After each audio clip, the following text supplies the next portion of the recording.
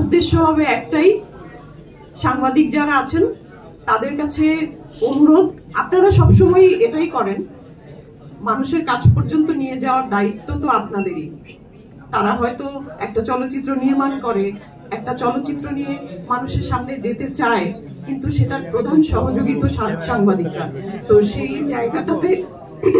সেই জায়গাটাতে আপনারা আপনাদের মতো করে চেষ্টা করে যাবেন, আমাদের পাশে থাকবেন, মধ্যবিত্তের পাশে থাকবেন, এটা সব সময় আমার প্রত্যাশা। আর একটা বিষয় বলি, এই চলচ্চিত্রে আমরা ওমর মানিক ভাই কিছুক্ষণ আগে বলেছেন যে হিরো হিরোইন, হ্যাঁ আসলে বর্তমানে গল্পের যে ধারা তাতে আসলে হিরো হিরোইন বলতে তেমন কিছু নেই, এখানে চরিত্রাভিনেতা সবাই, এবং আমি নিজেকে অভিনেত্রী হিসেবে পরিচয় দিতে বেশি স্বাচ্ছন্দ্য বোধ করি এবং গর্বিত হই, এবং সেটা বরাবরই।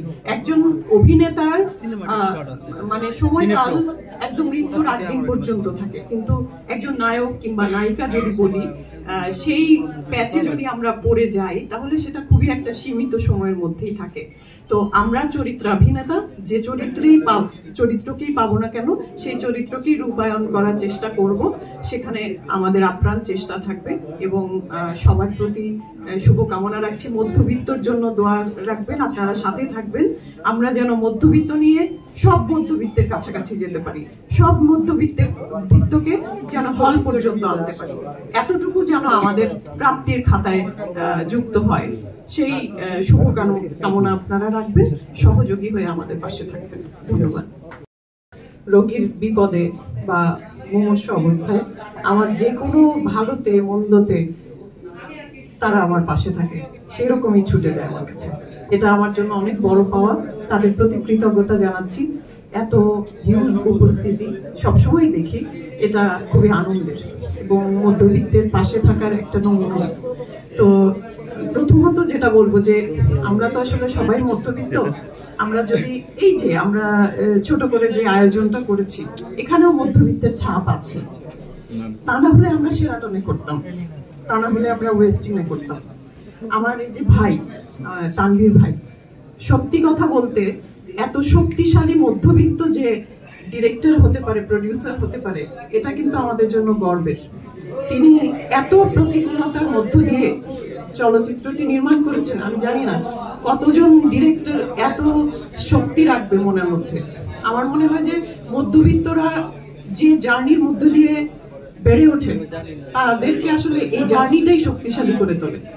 তো আমরা প্রত্যেকটা সিনে স্ট্রাগল করেছি, আমরা প্রত্যেকটা লোকেশনে যে স্ট্রাগল করেছি।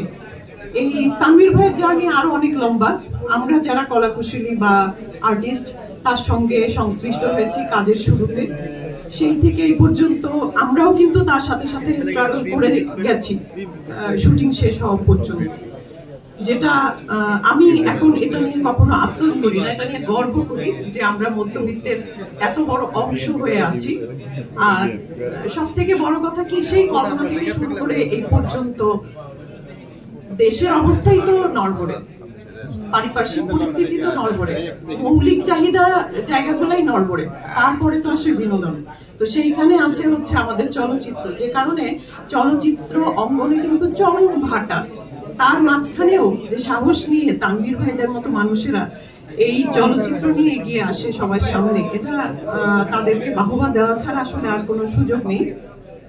তারপরে বলবো যে দেশের এই যে 5 তারিখ